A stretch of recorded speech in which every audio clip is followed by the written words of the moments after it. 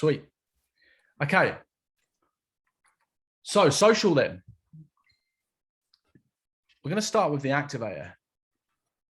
I've got a few slides. So I'm just going to pull them up, team. I'd love some audience interaction for the rest of the session as we are talking social, and I am an activator. It's going to be really, really unfortunate if I'm just doing this on my own for the next 30 minutes or so. As the activator is quite a social animal, as you may or may not be aware. Who's got an idea perhaps on what an activator might need in the workplace to stay focused or engaged or present in the workplace? Any offerings, any insights on that, team?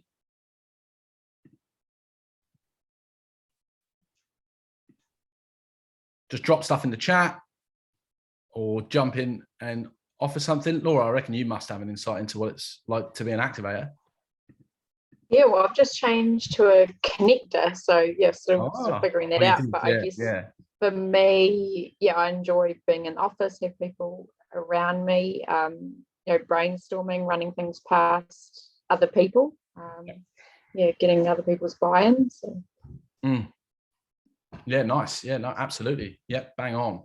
That's definitely a good thing to consider. What do we know about the activator energy flow? And again, Laura, if you've got some insights into this because you started out there, please feel free to share. But anyone else as well, what do we know about the energy flow? Like when perhaps does their energy peak naturally? Is it early in the morning?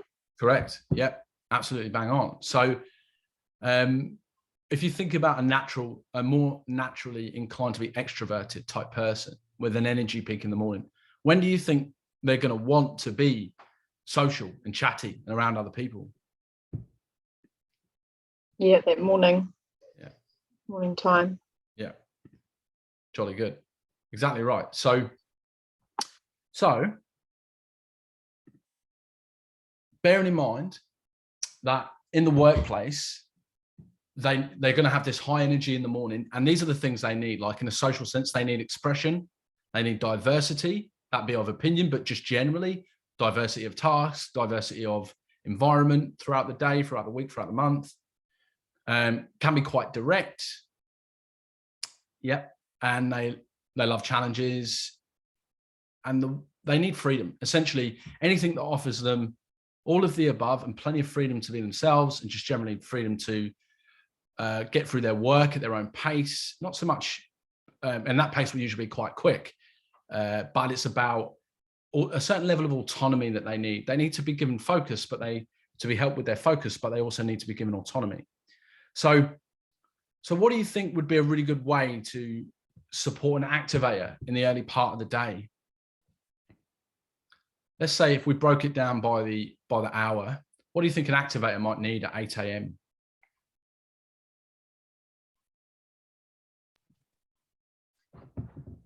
Let's say you were a guardian or a diplo, someone who's a bit different to an activator, and you were trying to develop a way to interact with an activator that was going to support them in their flow. What might you do in the morning that perhaps doesn't even come naturally, or maybe it does, but what might you do in the morning that will allow them to start the day well? And there's a heap of different ways to answer this question, too, like hundreds. So let's just have a shout out. Is it interacting with them first thing in the morning when they're at their peak? Yeah, definitely interacting. What could you do in the interaction, Cindy, that might be really useful to an activator? Any ideas?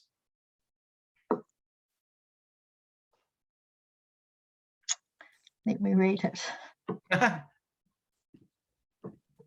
You could have like a team meeting, or you go and get a cup of tea with your colleagues and have a bit of a chat and a catch up. And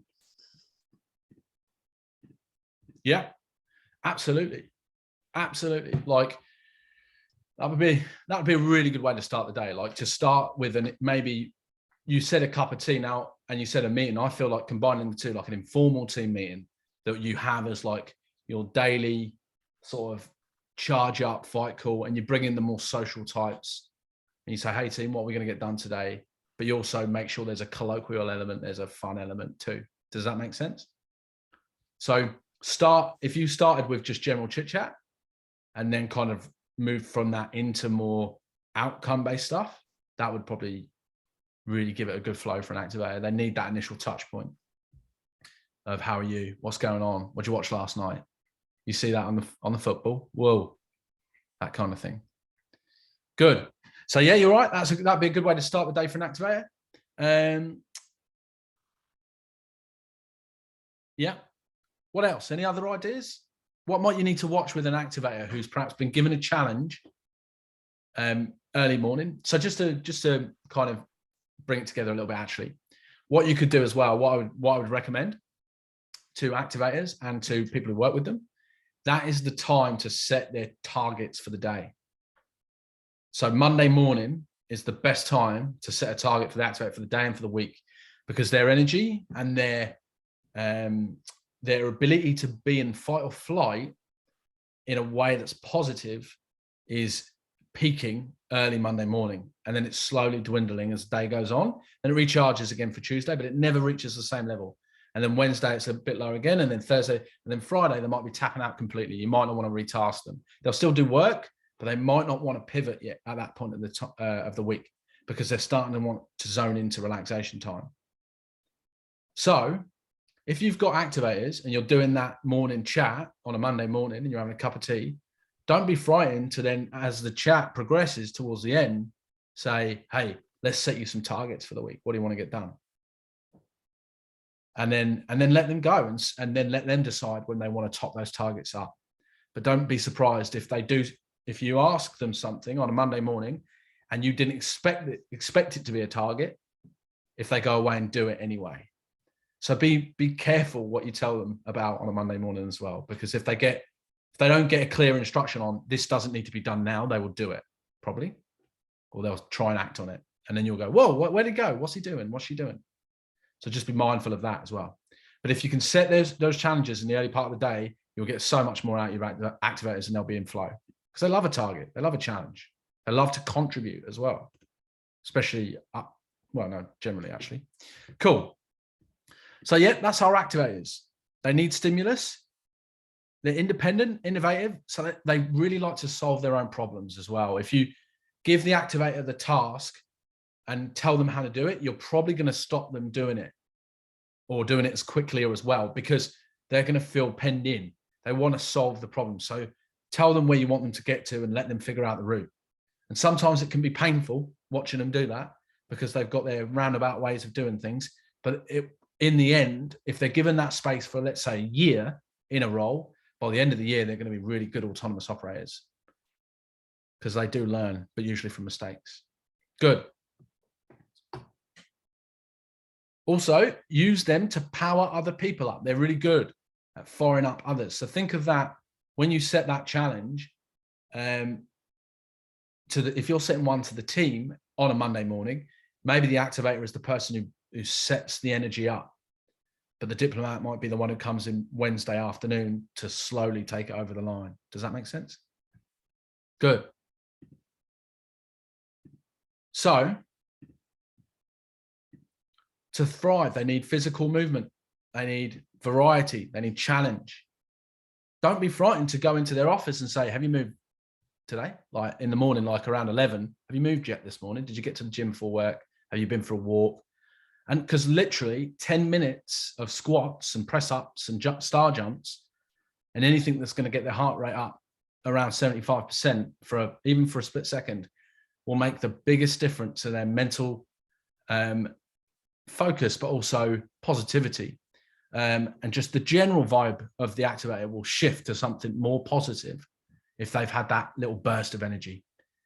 So if you can be someone who keeps an eye on them and knows that they get stuck into their work too hard and forget to move, and you've seen them sat there for 3 hours and you think, oh, you've been there so long, go up to them, give them a nudge and say, give yourself 10 minutes. That's the kind of thing that we're looking for here, team. So 10 a.m. is a nice time. Smoko is a really nice time to say to the activator, you need 10 minutes of movement, mate. Cool. And then what else do we need to make sure? I've got one last thing I'd love to hear from everyone. what do we need to make sure an activator is definitely done at least twice, really, by 12:30 p.m.? Eaten. Yes. Who said that? Hey, Laura. Yeah, thanks, Laura. Yes, they need to eat. And remember, team, like regular small intake, it doesn't have to be dense calories. It doesn't have to be like heaps of protein all the time. Sometimes I think with our activators, because they need protein, they do need protein. But because they need quite a bit of it, we tend to think of like having to sit down and make a meal 5 times a day for an activator to be all good. It's not quite, it doesn't really work that way. You could be talking about a handful of nuts and a bit of fruit. You could be talking about a packet of jerky or 2 boiled eggs, especially in the early part of the day. They don't need big hits of calories in the early part of the day because they've got that high energy state, which is all about the catabolic aspects of the hormones and the nervous system, which food will dampen that. So we don't want to do it too much. We want to control it. We want to nub it a tiny bit. But then later on in the day, we want to really calm down their system. Cool. Activators, cool. So make sure they're fed. That's right. Cool. So we're going to set you a bit of a task after today on building the perfect activator morning. So hopefully you've been tuned in. I'm going to email all of you. Bede's taken some notes for us. We're going to send that through to you just to help you along. We're going to try and build a perfect activator morning. And then we're actually going to also ask you guys to start thinking about opportunities, times, moments when you could be putting these things into practice with them too. Good. Allow them to express. If they express, don't take it personally. Give them space. I mean, if they say something really, really direct at you and it's a bit of an attack, then yeah, fair enough. You get to say, hey, hang on a minute. There's some boundaries here. But bear in mind that for them, they've probably spent most of their life being made to feel really guilty for their energetic outbursts. And that never does any of them any good. So if you can give them a bit of space just to get something off their chest, and also hold space for the people that they may be moaning about when they express as well. Like don't think that they've judged them and that's the end of it, because they haven't. They just need to get it out. Just needs to be out. And bear in mind, this could be the difference between a lifetime of autoimmune or a lifetime of wellness. That's how significant this is, because internal, holding that combusted energy inside will cause inflammation for an activator, given enough time. Cool. So give them some love. They're very social. They like to feel like they're connected and they are part of something and a team. So yeah, in their own way, all of them are different, of course, but they all like to feel part of a team. So just bear that in mind. Good. Diplomats. We always like to move from our activators to our diplomats. So they shine a light on each other very nicely. However, they are both team players. Diplomats are big team players. Diplomats, you can see their priorities there. Place, genius, and fitness. So that's a good indicator on what might be really important to them. But what do we also know about diplomats? What do we know about them and timing? Perhaps comparatively to the activator.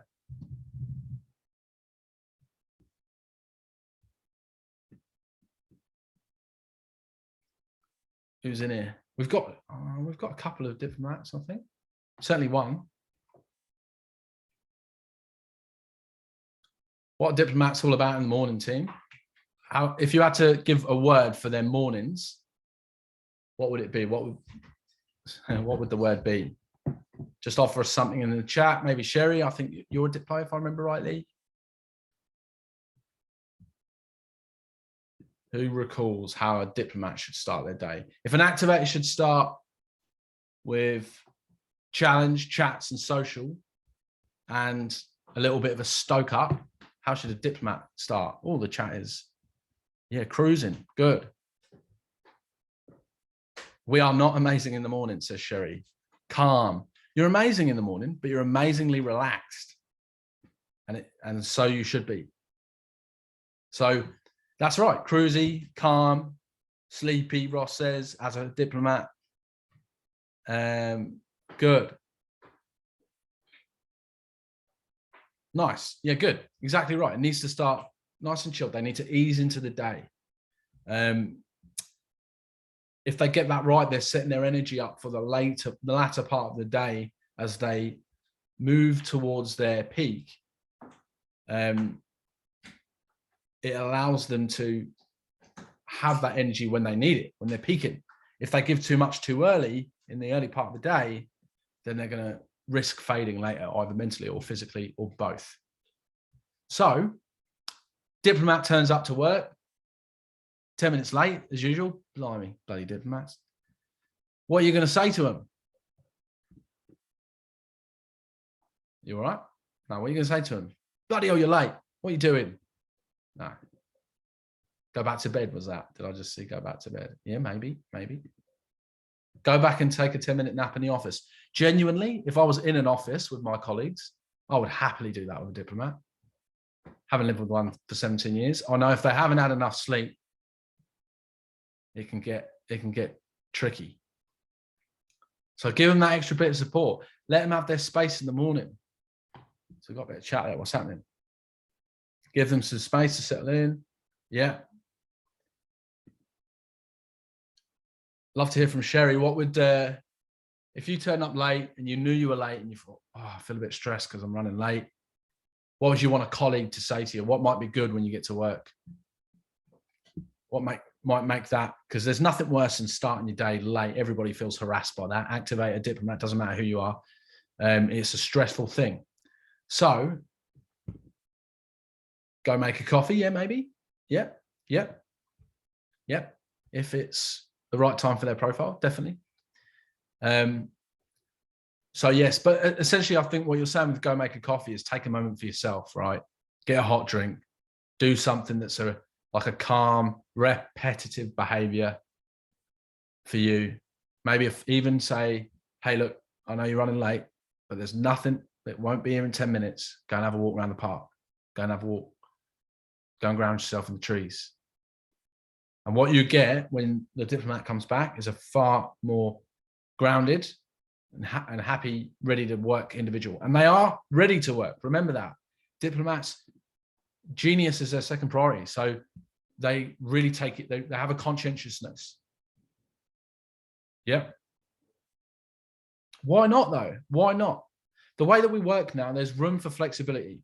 You could get home and jump on Zoom and continue working, right? So why do we feel the need anymore to still be too rigorous in how we work with people? Give them space, especially if they're diplos. You'll get way more out of them in the long run.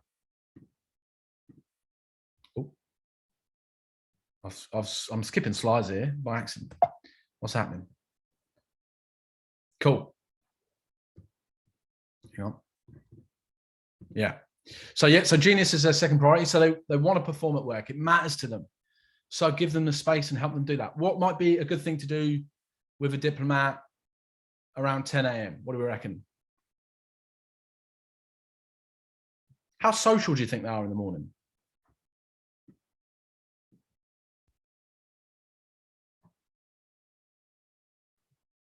Tell you what, we've got a few coaches. What's a good word for 10 a.m. for diplomats, coaches, based on your profiles? I've got enough coaches who are diplomats. Ooh, we're in the chat here. Here we are. Food time. Is that food time for you, Diana, is it? And a coffee. I'm not sure. Yeah, so there might be, I'd really love for you to look in your mind chrono, actually. Bex? Is it mine or Genius chrono? In my Genius at 10 o'clock, it's telling me to organize. Organize and plan. How about that? Big planners, diplomats. They like to conserve their energy, or more importantly, they like to manage it intelligently. So they need that planning to know, where am I going to expend my mental or physical energy throughout the day? And by setting that plan out, they'll feel good about how they're using their energy. And if they feel good, they're good, right? Because what's their number one hormone? Serotonin, feel good hormone. So planning is really important to them. It makes them feel like they're ready for serotonin to come. Puts them in almost in a place of, yep, my day's going to go well. So help them with planning at 10 o'clock. What does that mean? It doesn't mean send them on a smoko break, tell them to do 10 jumping jacks, completely opposite to the activator, right? That means, hey, why don't you sit on your own for 20 minutes? We'll give you some space. And you plan the rest of your day if you're feeling a bit stressed. Like, that's a great thing to be saying to a diplomat at that time of day. Cool. And then obviously, yeah, there's a window to eat there for most of them. If they want to, they can break fast at that sort of late morning time. Can they start moving yet? Or if not, then when?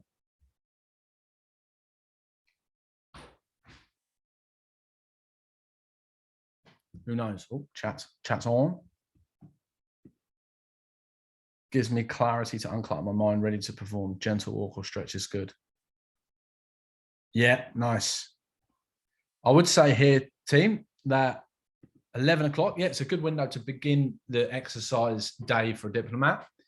I would recommend that you start slow, but you can ease up to something a bit more intense. I wouldn't say high intensity, but you could be touching the moderate zone quite happily, but you want to get there over time. So you might want to do a walk into a run rather than run, then finish with a walk. Other way around. We want to build up to that energy. What's the word I'm looking for? Expulsion. We don't want it to be too big a peak. So diplomats are steady. So we increase things steadily. Okay. So for our diplos then, in the workplace, what about workload? When do you think we should task a diplomat? Say you wanted a diplo to do a task that they weren't aware of, and it was Monday morning. When do you think the best time to talk to them would be for Monday morning? When in the week?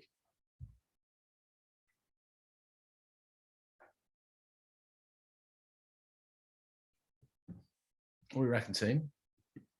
Assuming you had 5 days to do it, assuming you had to get this done by Friday, when do you think you'd want to task a diplo that you find out about something on a Monday? Or maybe you find out on Sunday and you're like, oh, that needs doing. What do you reckon? Anyone got any ideas? Midweek? Maybe. But if you wanted them to start on it midweek, when would you task them, Laura? Not sure. Not sure. 10 o'clock Monday morning, so they can plan and organise for it. That's not a bad call, Steph. I like what you're thinking there. Like definitely like the track that you're following from what we just talked about with planning. Yeah, I think that's really cool. Yeah, you could do it at 10 o'clock. I would say that if you wanted a task done and you had enough time, obviously if you've got to get it done that day, it's different. But if you've got the time, I would task them with something later in the afternoon, like 3-4 o'clock, and on a Monday. The reason being is if you think about what we said about the activator, everything's there on a Monday, right? Ready to go. Boom. Give me energy, give me tasks, give me challenges. The diplomat is the opposite. Like they are coming into work with a plan already. And as soon as you start loading new things onto the plan, you've changed their time management, and that's a stressor. That response will be more likely 10 a.m. Monday morning than it will 3 p.m. Monday. So why would I do 3 p.m.? Because then they've got, I would drop them some info about a task that is coming, and we're going to cover the nuts and bolts 10 a.m. Tuesday together. So I'll drop some info on the Monday and then say, but we'll talk about it tomorrow at 10. So that gives them a warning on the change, and then they get to adjust their energy and their perception, and they get to go, oh yeah, okay, cool. And then we talk about it and plan for the week from there. Does that make sense?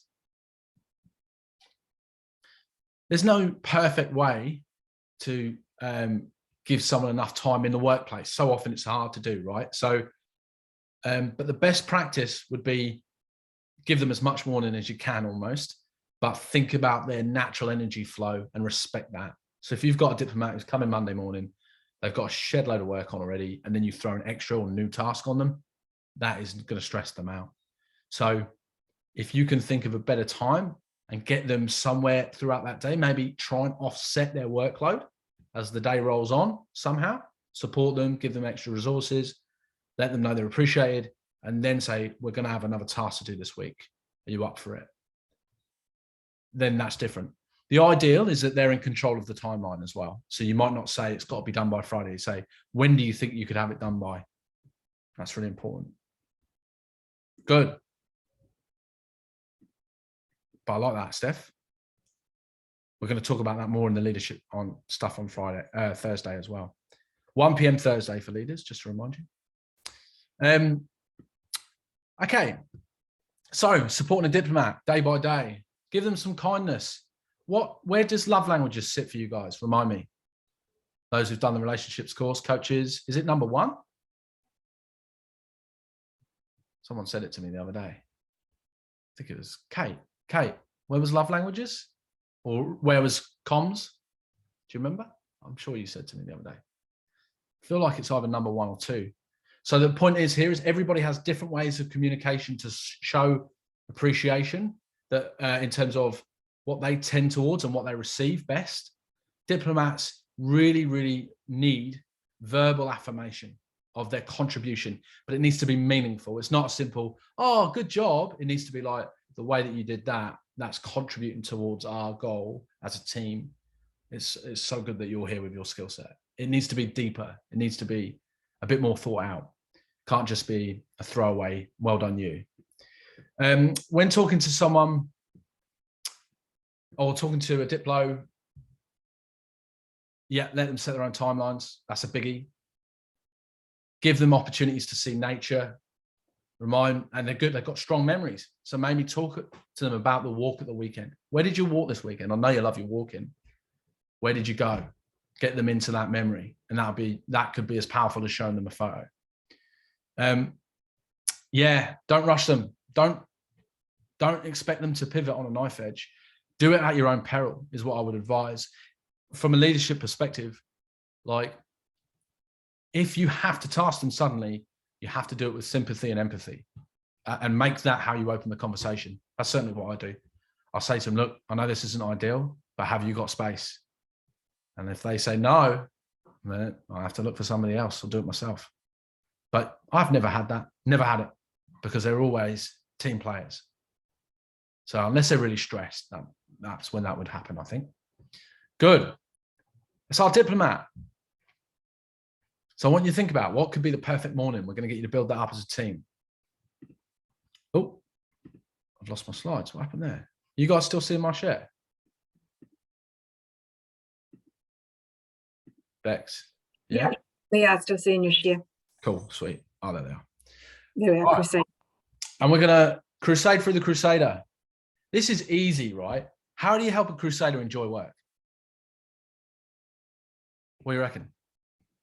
Let's have some buzzwords. Just get efficient with this.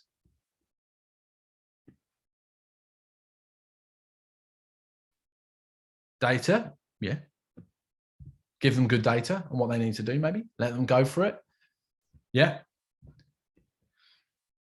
What about our participants? Steph, Sherry, Cindy, Laura, what do you reckon? What do you think?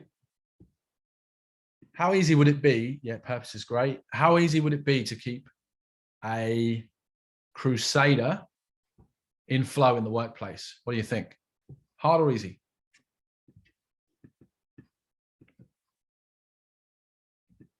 What do you think too much work would do to a Crusader? In a general sense, not a relative sense. Too much work? What would that do to a Crusader?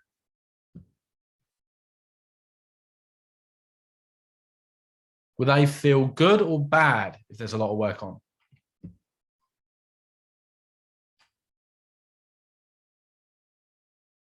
I reckon Laura's got an idea. Would they feel burnt out trying to get it all done, or?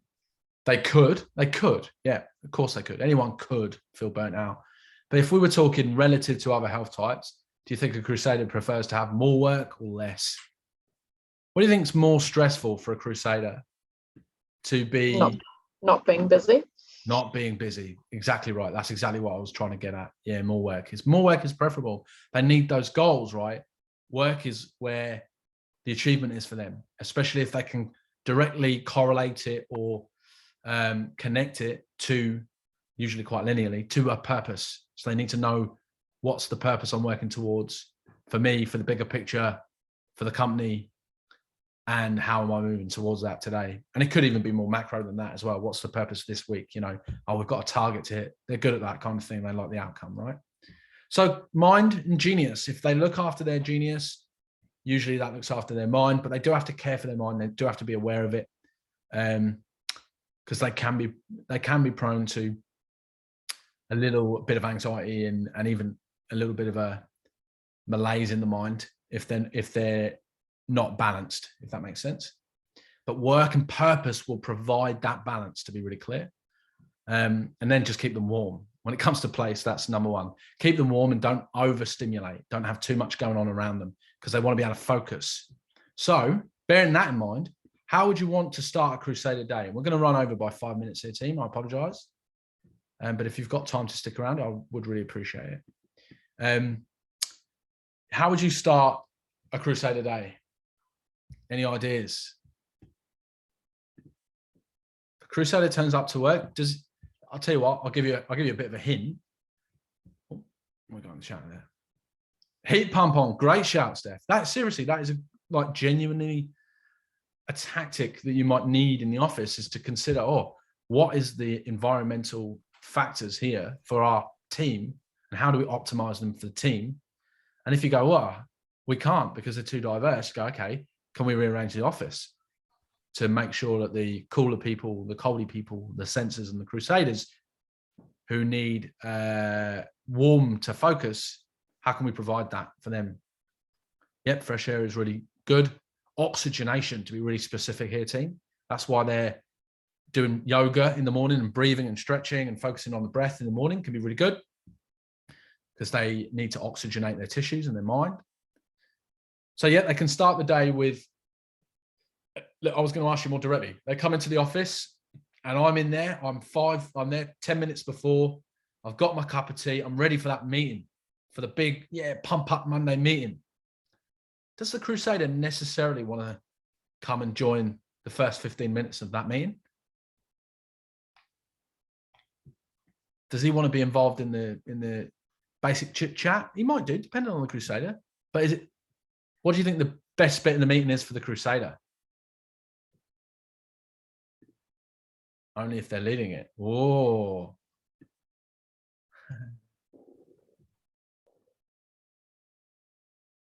Yeah.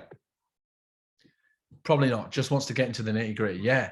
So we said, like, an activator will like a challenge, and you'll go well to give the activator a task on a Monday morning after 15 minutes of social time.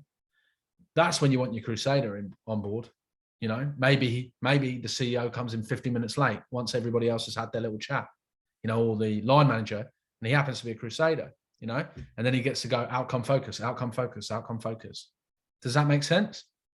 So, like, just to be really, really specific, like really, really on the money here, like on the nose, that 15 minutes of chit chat will stress out a Crusader. It's a waste of their time. They'll do it if they're really strategic, because they know it works for you guys, and they know a really well-versed natural leader type Crusader will know that by being colloquial with his activators and his connectors and his guardians, his work week will be more productive as a team, as a unit. He'll see his return on investment. But if he doesn't, then he might feel stressed by that, especially if he's under pressure. And that's not because pressure is stressing him, it's because he wants to focus on his task. It's a different kind of stress than it is perhaps for the rest of us. So with that in mind,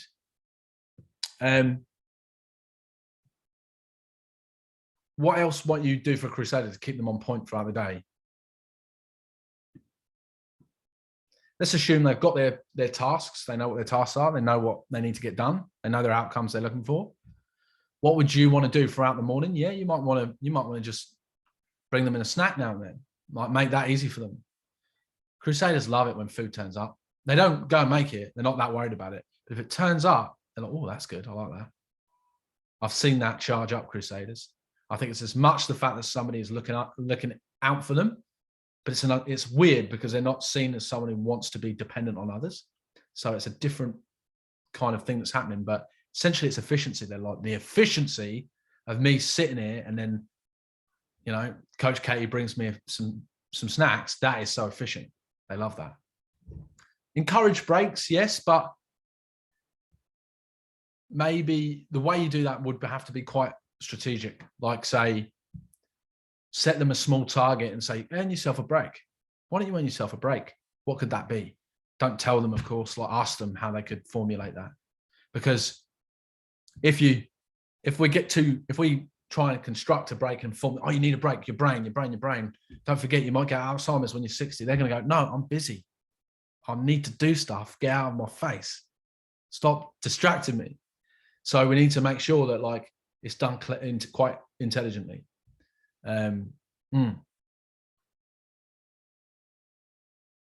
Yes.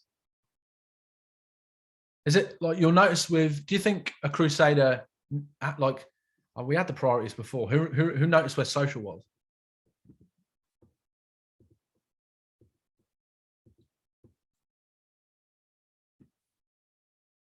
Six, right?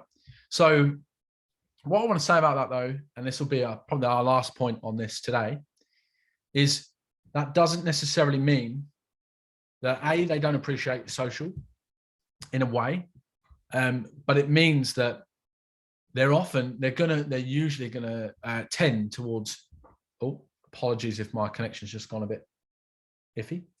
They're gonna tend towards social with purpose.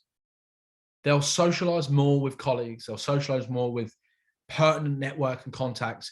They'll socialize more with that and family, because they do have a sense of duty to family, and that usually is quite important to them as well, because they can love networking. That's right, Diana, when it's done in an efficient way that they can see the ROI. So their duty to their family is where they spend a lot of social, and they'll prefer to socialize and know what the end result will be. If that makes sense. But they won't necessarily fall into social and let go like other health types do. They won't go out on a Friday night, next thing you know, it's 4 a.m. in the morning. That's not necessarily going to be a typical crusader. Whereas an activator or connector like Eva, you know, there's every chance that that's going to happen. Because we're just more in the moment, right? Whereas the crusader's thinking, crikey, I've got a lot of work to do. I'm going to feel like rubbish tomorrow. My mind won't be right.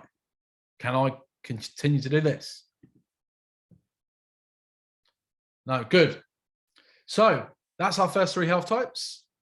And for all those watching at home, we're going to send you a link to a resource and ask you to start building a perfect day. And the intention of this resource, starting with the morning and then later with the afternoon, later in the year, the intention with this resource is for you to have some really obvious and very direct ways of supporting one another. Things that you can actually do day by day. It's not just a conversation. We actually want to get this stuff into your behaviors and then let you see what happens when you have that positive impact. Because most of us want to have positive impact, but we're running around thinking about ourselves because we're all stressed and got too much on.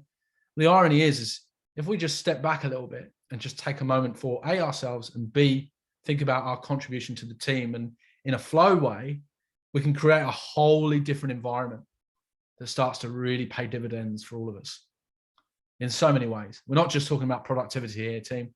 We're also talking about actually being well, because ultimately, what's the point in churning out all the results in the world and then for 10 years and then dropping down for 5? Not much use to that. So we need to look after ourselves and stay well so that we can work in meaningful work with meaningful people who we influence and support forevermore. That's the goal. Good, for a long time. So thanks for listening today. That's our social session. Started off, we are going to use a bit of time in the next session to wrap this up. And then we will have 3 prize givings built up. There are winners. One was on the call today. So be excited. It might be you. I hope to see a few of you again next week. Thanks so much for taking part. And please, next week, if you can come along with the intention of having a chat with us and being involved with the session, that'd be brilliant too. Because again, we are focusing on social. So we do need that interaction. We wanted to make these sessions interactive by their nature. Cool. Thanks so much, team. See you all soon.